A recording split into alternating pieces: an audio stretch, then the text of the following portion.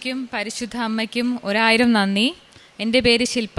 ഞാൻ വരുന്ന തിരുവനന്തപുരത്തു നിന്നാണ്. ഞാൻ ആദ്യമായി ഉടമ്പടി എടുക്കുന്നത് 20/1/2023 ആദ്യത്തെ പുതുക്കലിന് ശേഷം ഞാൻ ആദ്യം സാക്ഷ്യം പറഞ്ഞതാണ്. ഇതെൻ്റെ 2ാമത്തെ സാക്ഷ്യമാണ്. ഞാൻ ആദ്യമായി ഇവിടെ വരുന്നത് എനിക്കൊരു ജോലിക്ക് വേണ്ടിയിട്ടാണ്. ഞാനിവിടെ വന്ന് നിയോഗം വെച്ചതും അതാണ്. എനിക്ക് OET എക്സാം പാസ്സാവാനാണ് ഞാൻ ആദ്യം ഇവിടെ വന്നത്. ആദ്യം നിയോഗം വെച്ചത് അതായിരുന്നു. അതിനു മുന്നേ ഒരു കാര്യം കൂടി പറയാനുണ്ട്. ആദ്യത്തെ സാക്ഷ്യത്തെ ഞാനത് വിട്ടുപോയി പറയാൻ. ഞാനിവിടെ വന്നപ്പോൾ ആദ്യം അമ്മയുടെ കൂടെയാണ് വന്നത്. ബസ്സിൽ വന്നപ്പോൾ ഞങ്ങൾ ഓരോ സ്റ്റോപ്പ് ഇറങ്ങി ലേറ്റായാണ് ഇവിടെ വന്നത്. അപ്പോൾ അമ്മ എന്നോട് പറഞ്ഞു, ഇന്ന് ഉടമ്പടി എടുക്കാൻ പറ്റത്തില്ല, ഒരുപാട് താമസിച്ചല്ലോ എന്ന് പറഞ്ഞു. അപ്പം നല്ല വിഷമം ഉണ്ടായിരുന്നു. ഇവിടെ വന്നപ്പോൾ ഞാൻ ആദ്യം അൾത്താരയിൽ ഇരിക്കുന്ന മാതാവിനെ അല്ല കണ്ടത്. അവിടെ ആ നെഞ്ചിൽ ക്ലോക്കുള്ള മാതാവിനെയാണ് കണ്ടത്. ഞാൻ അവിടെ ജസ്റ്റ് ഒന്ന് ഉടമ്പടി ടോക്കൺ കിട്ടി. വന്നപ്പോൾ തന്നെ എനിക്ക് കിട്ടി. ഞാൻ ജസ്റ്റ് ആദ്യം കാണുന്ന ആ രൂപത്തിലാണ്. ആ രൂപം കണ്ട് ഞാൻ പ്രാർത്ഥിച്ചു. അപ്പോഴാണ് ഞാൻ ആ ക്ലോക്ക് ശ്രദ്ധിക്കുന്നത്. അതിലെ സമയം 9:40 പെട്ടെന്ന് എനിക്കെൻ്റെ വാച്ച് നോക്കണമെന്ന് തോന്നി. എൻ്റെ ചേച്ചി കൂടെ ഉണ്ടായിരുന്നു. അവളോട് ഞാൻ വാച്ച് നോക്കാൻ പറഞ്ഞപ്പോൾ വാച്ചിലെ കറക്റ്റ് സമയം 9:40. അമ്മയുടെ നെഞ്ചിൽ കണ്ട സമയവും 9:40. അപ്പോൾ ഞാൻ ഉറപ്പിച്ചു, എൻ്റെ സമയം മാതാവിൻ്റെ കയ്യിലുണ്ട്, മാതാവ് എനിക്കത് എല്ലാ സമയത്ത് തരുമെന്ന് ഒരു ഉറച്ച വിശ്വാസം ഇവിടെ കാലുകുത്തിയപ്പോൾ തന്നെ എനിക്ക് ലഭിച്ചു. ഇപ്പോൾ ഞാൻ നിൽക്കുന്നത് എൻ്റെ 9ാമത്തെ ഉടമ്പടിയിലാണ്. ഓരോ ഉടമ്പടി പുതുക്കുമ്പോഴും എനിക്ക് ദൈവം ഒരുപാട് അനുഗ്രഹം തന്നിട്ടുണ്ട്. പക്ഷേ എൻ്റെ ജോലി ഓക്കെ ആയിട്ട് സാക്ഷ്യം പറയാനാണ് ഞാൻ ഇത്രയും വെയിറ്റ് ചെയ്തത്. ഞാൻ പറഞ്ഞതുപോലെ OET എക്സാം ഞാൻ 6 വട്ടം എഴുതി. ലിസണിങ് മാത്രം എനിക്ക് കിട്ടത്തില്ലായിരുന്നു. എപ്പോഴും ലിസണിങ് എനിക്ക് പോകും. അങ്ങനെ ഞാൻ ഒരുപാട് പ്രയത്നിച്ചു. ഉടമ്പടി എടുത്ത ശേഷം എനിക്ക് ഒമാനിലൊരു ജോലി ഉണ്ടായിരുന്നു. ആ ജോലി ഞാൻ നഷ്ടപ്പെട്ടിട്ടാണ് നാട്ടിലേക്ക് വരുന്നത്. ജോലി നഷ്ടപ്പെട്ടു, സാമ്പത്തിക ബുദ്ധിമുട്ട്, ഒരുപാട് നഷ്ടങ്ങൾ ജീവിതത്തിൽ സംഭവിച്ചു. ഉടമ്പടിക്ക് ശേഷം ഒരുപാട് ബുദ്ധിമുട്ട്. പക്ഷേ എന്നാലും വിശ്വാസത്തോടു കൂടി ഉടമ്പടിയിൽ നിന്നു. എനിക്ക് ഉറപ്പുണ്ടായിരുന്നു മാതാവ് എനിക്ക് തരുമെന്നുള്ളത്. OET എക്സാം ഒരുപാട് വട്ടം എഴുതിയിട്ടും കിട്ടാഞ്ഞപ്പോൾ ഞാൻ ഒരു വട്ടം ഇവിടെ വന്ന് കരഞ്ഞ് പ്രാർത്ഥിച്ചായിരുന്നു. അന്ന് ഞാനൊരു സ്വപ്നം കണ്ടു. ജോസഫ് അച്ഛനെയാണ് ഞാൻ കാണുന്നത്. ജോസഫ് അച്ഛൻ എന്നെ അൾത്താരയുടെ മുന്നിൽ വെച്ചിട്ട് എൻ്റെ കൈ രണ്ടും കൂടി പിടിച്ചിട്ട് എന്നോട് പറഞ്ഞു, മോളെ നീ വിഷമിക്കേണ്ട, നീ GCC കൺട്രി നോക്കാനായിട്ട്. അതിനുശേഷം എനിക്ക് അടുത്ത ഉടമ്പടി പുതുക്കാൻ വന്നപ്പോൾ എൻ്റെ നിയോഗം ലാസ്റ്റാണ് വെച്ചത്. അത് ഞാൻ വെച്ചത് അമ്മയ്ക്ക് ഇഷ്ടമുള്ള ഒരു സ്ഥലത്ത് എനിക്കൊരു നല്ല ജോലി തരണം എന്നതാണ് ഞാൻ ഉടമ്പടിയിൽ വെച്ചത്. പിന്നെ ഞാൻ കാത്തിരുന്നു, ഒരുപാട് നാൾ കാത്തിരുന്നു. ഓരോ വേക്കൻസി വരാനായിട്ട് നല്ല വേക്കൻസി കിട്ടുമോ എന്നറിയാൻ ഞാൻ ഒരുപാട് കാത്തിരുന്നു. അങ്ങനെ ഒരുപാട് നാൾക്ക് ശേഷം എനിക്ക് ഒമാൻ മിനിസ്ട്രിയിലത്തേക്ക് ഒരു ഇൻ്റർവ്യൂ വന്നു. അപ്പോൾ എനിക്ക് ലൈസൻസ് റിന്യൂ ചെയ്യണമായിരുന്നു. അങ്ങനെ ഞാൻ എക്സാം എഴുതേണ്ടി വന്നു. എക്സാം എഴുതുന്നതിന് മുന്നേ ആയിട്ട് ഞാൻ ഇവിടെ വന്ന് അച്ഛനെ കണ്ടു ബ്ലെസ്സിങ് വാങ്ങിക്കാനാണ് വന്നത്. അന്ന് പക്ഷേ എനിക്ക് ഉടമ്പടി പുതുക്കുകയും കൂടി വേണമായിരുന്നു. അപ്പം ഞാൻ ലാസ്റ്റ് എല്ലാവരും കണ്ട് ബ്ലെസ്സിങ് മേടിച്ച ശേഷം ലാസ്റ്റാണ് അച്ഛൻ്റെ അടുത്ത് ബ്ലെസ്സിങ് മേടിക്കാൻ വരുന്നത്. എൻ്റെ കൂടെ ഒരു ഡോക്ടറും ഉണ്ടായിരുന്നു ബ്ലെസ്സിങ് മേടിക്കാനായിട്ട്. എക്സാമിന് വേണ്ടി ഞാൻ ബ്ലെസ്സിങ് മേടിച്ചു. അതിനുശേഷം എൻ്റെ കൂടെ നിന്ന ഡോക്ടർക്ക് അച്ഛനോട് എന്തോ പറയാനായിട്ട് വെയിറ്റ് ചെയ്തു. അപ്പം ഞാനും നിന്നു. കാരണം അന്ന് വരുന്നതിന് ഒരാഴ്ച മുന്നേ ഞാൻ വീണ്ടും അച്ഛനെ സ്വപ്നം കണ്ടു. അച്ഛനെ സ്വപ്നം കണ്ടപ്പോൾ ഞാൻ ഇതാണ് കണ്ടത്. അച്ഛൻ ഇങ്ങനെ പോയപ്പോൾ ഞാൻ അച്ഛനെ പെട്ടെന്ന് തന്നെ വിളിച്ചു. ഞാൻ അടുത്തേക്ക് ചെന്നു. അപ്പോൾ ഞാൻ അച്ഛനോട് എൻ്റെ സങ്കടങ്ങൾ പറഞ്ഞു. എനിക്ക് എന്താ അച്ഛൻ ഒരു ജോലി കിട്ടാത്തത് എന്ന് ഞാൻ ചോദിച്ചപ്പോൾ അച്ഛൻ ചിരിച്ചുകൊണ്ട് എന്നെ കവിളിൽ തട്ടിയിട്ട് പറഞ്ഞു, മോളെ നീ 2-3 ഡേറ്റ് പറയുമെന്ന് പറഞ്ഞു. ഞാൻ ഒരുപാട് ഡേറ്റ് പറഞ്ഞു, 20, 7, 8 ഒക്കെ പറഞ്ഞു. അച്ഛൻ പറഞ്ഞു ഇതൊന്നും അല്ല എന്ന് പറഞ്ഞിട്ട് ചിരിച്ചു. പിന്നെ ഞാൻ കാണുന്നത് സ്വർണ്ണ കളറിൽ 2-7 എന്നൊരു ഡേറ്റ് എൻ്റെ മുന്നിൽ ദൈവം എഴുതി കാണിക്കുന്നതാണ്. നല്ല ഗോൾഡൻ ലെറ്ററിൽ ഞാൻ കണ്ടു 2-7 എന്നുള്ളത്. പെട്ടെന്ന് ഞാൻ ഉണർന്നു. അപ്പോൾ ഞാൻ പ്രതീക്ഷിച്ചു 27-ാം തീയതി എൻ്റെ ജീവിതത്തിൽ എന്തെങ്കിലും അത്ഭുതം സംഭവിക്കും. ഞാൻ പ്രതീക്ഷിച്ചിരുന്നു. പിന്നെ ഞാൻ ഇവിടെ വന്ന് എക്സാമിന് ബ്ലെസ്സിങ് മേടിച്ചു. അപ്പം വീണ്ടും ഞാൻ ഇവിടെ തന്നെ നിന്നപ്പോൾ അച്ഛനോട് ചോദിച്ചു, എന്തെന്ന് ചോദിച്ചു. അപ്പം ഞാൻ പറഞ്ഞു, അച്ഛൻ ഞാനിങ്ങനെ എക്സാമിന് വേണ്ടി പോവുകയാണ്. എനിക്ക് പക്ഷേ ഒരു ജോലിക്കായിട്ട് ഞാൻ ബയോഡേറ്റ എല്ലാം ഇട്ടിട്ടുണ്ട്, എനിക്കിതുവരെ ഒരു റിപ്ലൈയും വന്നിട്ടില്ല എന്ന് പറഞ്ഞു. അപ്പോൾ അച്ഛനെ രണ്ടാമതും ബ്ലെസ് ചെയ്തിട്ടാണ് ഞാനിവിടെ നിന്ന് പോകുന്നത്. എക്സാം ഞാൻ പാസ്സായി. ഞാനിവിടെ നിന്ന് എക്സാം പാസ്സായി ഒരാഴ്ച കഴിഞ്ഞപ്പോൾ തന്നെ എന്നെ ഏജൻസിയിൽ നിന്ന് വിളിച്ചു. ഒമാൻ ഗവൺമെൻറ്റിലത്തേക്കുള്ള ഇൻ്റർവ്യൂവിൽ എൻ്റെ ബയോഡേറ്റ സെലക്ട് ആയി എന്ന് പറഞ്ഞിട്ട് ഇൻ്റർവ്യൂ അറ്റൻഡ് ചെയ്യാൻ വരാൻ പറഞ്ഞു. ഞാൻ ഇൻ്റർവ്യൂവിന് പോയപ്പോൾ അവിടെ ചെന്നപ്പോൾ ഇൻ്റർവ്യൂവിൻ്റെ അടുത്ത് എത്തിയപ്പോഴത്തേക്കും അവരെൻ്റെ ബയോഡേറ്റ ചെക്ക് ചെയ്തിട്ട് ആദ്യം പറഞ്ഞത് എനിക്ക് ഈ ഇൻ്റർവ്യൂ അറ്റൻഡ് ചെയ്യാനുള്ള ക്വാളിഫിക്കേഷൻ ഇല്ല. കാരണം എനിക്ക് റീസെൻ്റായിട്ട് 2 വർഷത്തെ എക്സ്പീരിയൻസ് ആണ് ഇപ്പോൾ ഹോസ്പിറ്റലിലുള്ളത്. അതിനു മുന്നേ 6 വർഷം ഞാൻ വർക്ക് ചെയ്തത് ഒമാനിലൊരു ക്ലിനിക്കിലായിരുന്നു. അപ്പോൾ റീസെൻറ്റ് എക്സ്പീരിയൻസ് 3 to 4 years വേണം നമുക്കൊരു ഡിപ്പാർട്ട്മെൻറ്റിൽ. പക്ഷേ എനിക്കുള്ളത് 2 വർഷത്തെ എക്സ്പീരിയൻസേ ഉള്ളൂ. ഞാൻ പറഞ്ഞു ഓക്കെ മാം, എനിക്ക് ഇൻ്റർവ്യൂ അറ്റൻഡ് ചെയ്യണം എന്ന് പറഞ്ഞു. അപ്പോൾ അവർ ചിരിച്ചുകൊണ്ട് ഓക്കെ പറഞ്ഞു. അപ്പോൾ ഒരു സിസ്റ്റത്തിൽ നോക്കിയപ്പോൾ എൻ്റെ പേരിൽ ആരോ മുന്നേ ഇൻ്റർവ്യൂ അറ്റൻഡ് ചെയ്തിട്ടുണ്ട്. അപ്പോൾ അവർക്കതൊരു പ്രശ്നമായിട്ട് വന്നു. അങ്ങനെ മാഡം ആ റൂമിൽ നിന്ന് പുറത്തേക്ക് പോയി. അപ്പോൾ ഞാൻ മാത്രമായി ആ റൂമിൽ. എൻ്റെ കയ്യിൽ ഉപ്പുണ്ടായിരുന്നു. ഞാൻ ഉപ്പ് ആ മേശപ്പുറത്ത് വെച്ചിട്ട് നല്ലപോലെ വിശ്വാസ പ്രമാണം ചൊല്ലി പ്രാർത്ഥിച്ചു. എൻ്റെ മെറിറ്റിലല്ല, ദൈവത്തിൻ്റെ കൃപയാൽ എനിക്കിത് തരണമെന്ന് ഞാൻ പ്രാർത്ഥിച്ചായിരുന്നു. ഇൻ്റർവ്യൂ കഴിഞ്ഞു. ഇൻ്റർവ്യൂവിന് ക്വസ്റ്റ്യൻസൊക്കെ എനിക്ക് ആൻസർ ചെയ്യാൻ പറ്റി. ഞാൻ വീട്ടിൽ വന്നു. ഇൻ്റർവ്യൂ ജൂൺ ലാസ്റ്റ് ആയിരുന്നു. ഞാൻ റിസൾട്ടിനായിട്ട് വെയിറ്റ് ചെയ്തു. പക്ഷേ അവരെന്നോട് പറഞ്ഞത് എനിക്കത് കിട്ടാൻ ചാൻസ് ഇല്ല എന്നുള്ളതാണ്. കാരണം റീസെൻറ്റ് എക്സ്പീരിയൻസ് ആണ് അവർ പറഞ്ഞത്. ജൂലൈ 2-ാം തീയതി ആയപ്പോഴത്തേക്കും നൈറ്റ് ഒരു 9 മണി ആയപ്പോഴത്തേക്കും ഞങ്ങളുടെ റിസൾട്ട് ഔട്ടായി. അപ്പോൾ എൻ്റെ ഒരു ഫ്രണ്ട് വിളിച്ചിട്ട് പറഞ്ഞു അവൾ സെലക്ട് ആയെന്ന്. പക്ഷേ എന്നെ ആരും വിളിച്ചിട്ടുണ്ടായിരുന്നില്ല. ഞാൻ ഏജൻസിയിൽ അങ്ങോട്ട് വിളിച്ചു. അപ്പോൾ അവർ നോക്കിയിട്ട് പറഞ്ഞു എൻ്റെ പേര് അവരെ സെലക്ഷൻ ലിസ്റ്റിലുണ്ട്, ഞാൻ സെലക്റ്റഡ് ആണെന്ന് പറഞ്ഞു. അപ്പോൾ ഞാൻ പെട്ടെന്ന് എൻ്റെ സ്വപ്നം ആലോചിച്ചു. ഞാൻ കണ്ടത് 2:27 എന്നാണല്ലോ, പക്ഷേ എനിക്ക് അമ്മ അനുഗ്രഹം തന്നല്ലോ ഇപ്പോഴെന്ന് ഞാൻ ആലോചിച്ചു. പെട്ടെന്നാണ് എനിക്ക് ഓർമ്മ വന്നത് ഞാൻ കണ്ട നമ്പർ ജൂലൈ 7-ാം മാസം 2-ാം തീയതി. ആ 2-7 ആണെന്നുള്ളത് എനിക്ക് പൂർണ്ണമായ വിശ്വാസമായി. ഞാനത് ഉറച്ചു വിശ്വസിക്കുന്നു. എനിക്ക് അമ്മ കാണിച്ചെന്ന നമ്പർ, അമ്മ തന്ന ജോലി എന്ന് ഞാൻ ഉറച്ചു വിശ്വസിക്കുന്നു. ഇപ്പോൾ എനിക്ക് വിസ വന്നു. ഈ മാസം ഞാൻ ഒമാൻ MOU സ്റ്റാഫ് നഴ്സായിട്ട് പോവുകയാണ്. അടുത്ത സാക്ഷ്യം, ഞങ്ങൾക്കൊരു പുരയിടം ഉണ്ടായിരുന്നു. ഒരു നല്ല കുന്നായിരുന്നു, ഒരുപാട് ഉയരത്തിലായിരുന്നു. അത് ഇടിഞ്ഞ് വീണ് നശിച്ചുകൊണ്ടേ ഇരിക്കുമായിരുന്നു. അത് വിൽക്കാനായിട്ട് ഒരുപാട് ശ്രമിച്ചു നോക്കി, നടന്നില്ല. അതിൻ്റെ ഒരു ലോണിൻ്റെ കാര്യത്തിനായിട്ട് ഞാൻ മുന്നേ ഇവിടെ അച്ഛനെ കണ്ടിട്ടുണ്ടായിരുന്നു. അച്ഛൻ എനിക്കൊരു കാശ് രൂപം തന്നായിരുന്നു. ഞാൻ അതാ പുരയിടത്തിൽ കൊണ്ടുപോയി വെച്ചു. അതൊരു 6-7 മാസമായി. ഞാൻ നല്ലപോലെ പ്രാർത്ഥിക്കുമായിരുന്നു. ഉടമ്പടി നിയോഗവും വെച്ചിട്ടുണ്ടായിരുന്നു. ഓരോ ഉടമ്പടി പുതുക്കുമ്പോഴും ഞാൻ ആ വസ്തുവിൻ്റെ കാര്യം നിയോഗം വെച്ചിട്ടുണ്ടായിരുന്നു. അങ്ങനെ എനിക്കിപ്പോൾ എക്സാം പാസ്സാവുന്നതിന് മുന്നേ തന്നെ ഫസ്റ്റ് നടന്ന നിയോഗം ഇതാണ്. ആ വസ്തു വാങ്ങിക്കാൻ ഒരാൾ മുന്നോട്ട് വന്നു, അഡ്വാൻസ് തന്നു. അത് ഉടനെ തന്നെ ആ വസ്തു വിൽക്കുന്നതാണ്. അത് ദൈവം തന്ന വലിയൊരു അനുഗ്രഹമാണ്. ഇങ്ങനെ ഒരുപാട് അനുഗ്രഹങ്ങൾ ചെറുതും വലുതുമായിട്ട് എനിക്ക് മാതാവ് തന്നിട്ടുണ്ട്. ഞാൻ ഒരുപാട് പ്രാവശ്യം അച്ഛനെ സ്വപ്നം കണ്ടിട്ടുണ്ട്.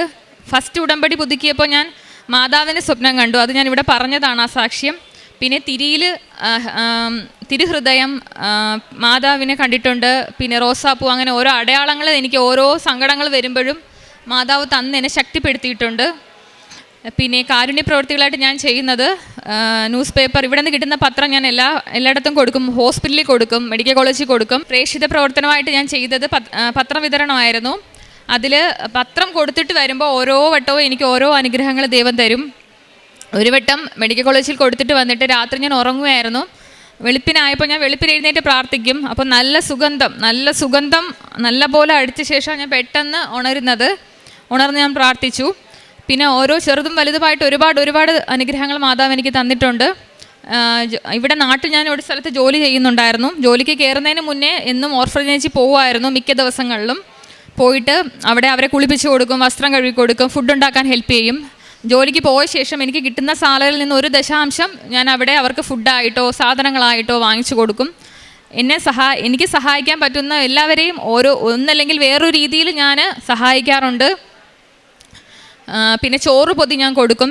എല്ലാ ദിവസവും ഉച്ചയ്ക്ക് ഡ്യൂട്ടിയുള്ള ദിവസങ്ങളിൽ ഒരു പൊതി ചോറുമായിട്ട് ഞാൻ പോവും. വഴിയിലിരിക്കുന്ന ആർക്കെങ്കിലും, വിശന്നിരിക്കുന്ന ആർക്കെങ്കിലും ഞാനൊരു പൊതി ചോറ് കൊടുക്കും. ഇതൊക്കെയാണ് ഞാൻ ചെയ്യുന്ന കാരുണ്യ പ്രവൃത്തികൾ. ഈ മാസം ഞാൻ പോവുകയാണ്. എന്നെ ഇത്രയും അനുഗ്രഹിച്ച എൻ്റെ അമ്മയ്ക്കും ഈശോയ്ക്കും 1000 നന്ദി. യെശയ്യാ 40:28-29 തിരുവചനങ്ങൾ.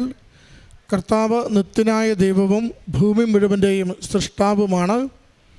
അവിടുന്ന് ക്ഷീണിക്കുകയോ തളരുകയോ ഇല്ല. അവിടുത്തെ മനസ്സ് അഗ്രാഹ്യമാണ്.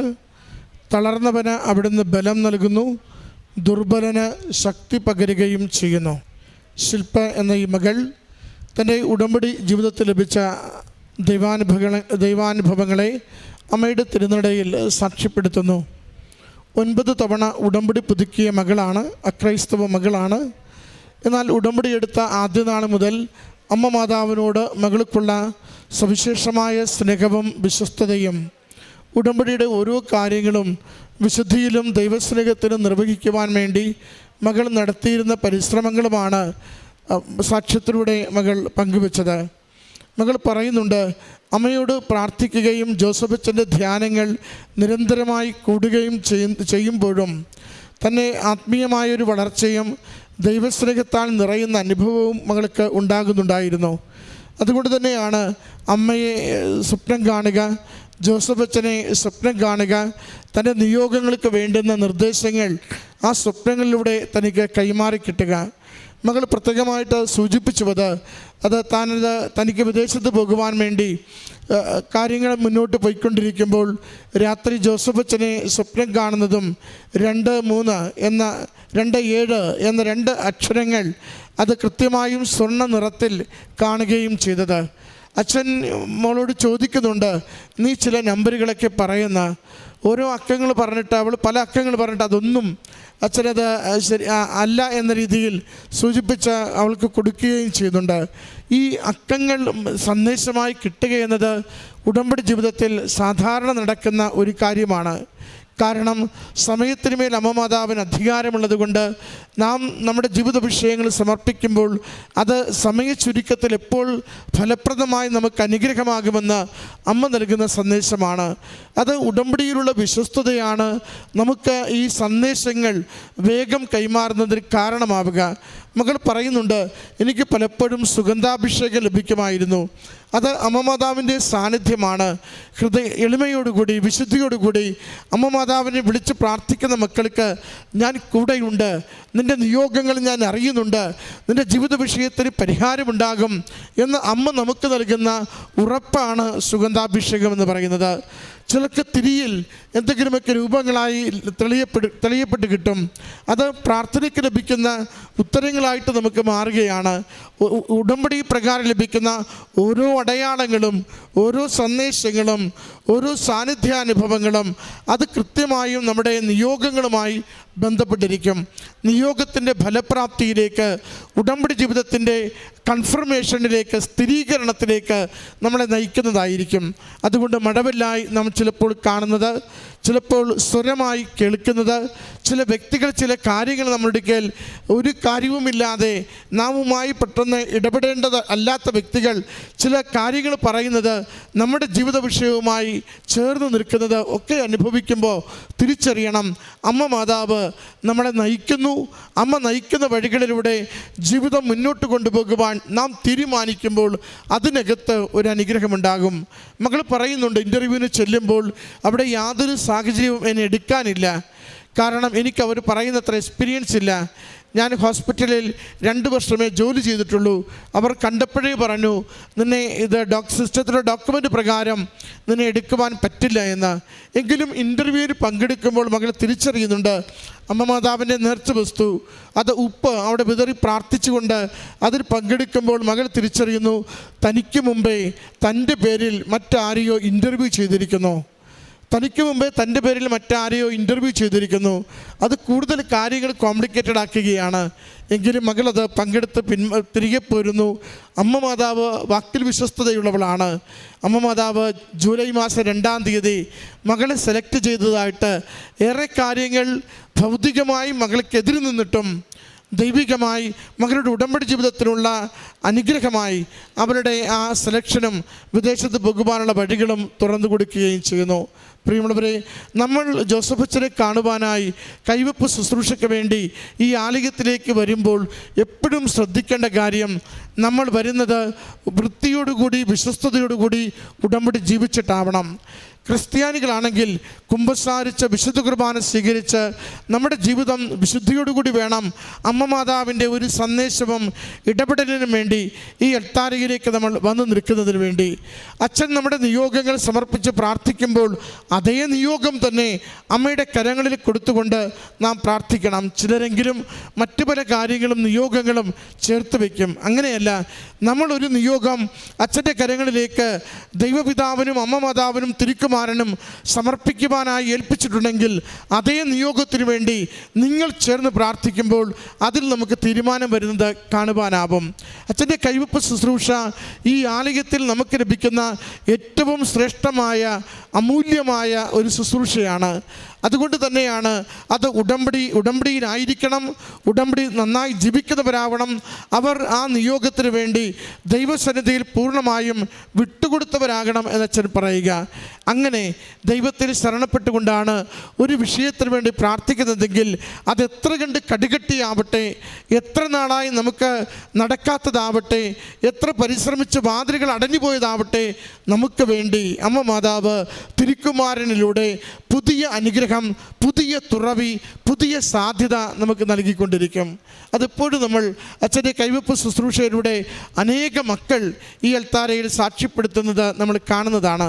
ഈ മകൾക്ക് ലഭിച്ച ഓരോ ജീവിതാനുഭവത്തിനും ആത്മീയ ബോധ്യത്തിനും അമ്മ മാതാവിനോടുള്ള കറയറ്റ സ്നേഹബന്ധത്തിനും നന്ദി പറഞ്ഞുകൊണ്ട് കരങ്ങളടിച്ച് ഈ സാക്ഷ്യം സമർപ്പിക്കാം. അത്യപൂർവ ദൈവാനുഭവങ്ങൾ ഇനി നിങ്ങൾക്കും സ്വന്തം. ഈ യൂട്യൂബ് ചാനൽ ഇതുവരെ സബ്സ്ക്രൈബ് ചെയ്തിട്ടില്ലെങ്കിൽ ഇപ്പോൾ തന്നെ സബ്സ്ക്രൈബ് ചെയ്യുക. ഈ വീഡിയോ ഇപ്പോൾ തന്നെ നിങ്ങളുടെ സുഹൃത്തുക്കൾക്ക് ഷെയർ ചെയ്തുകൊണ്ട് കർത്താവിൻ്റെ പ്രേക്ഷിതരാകുക.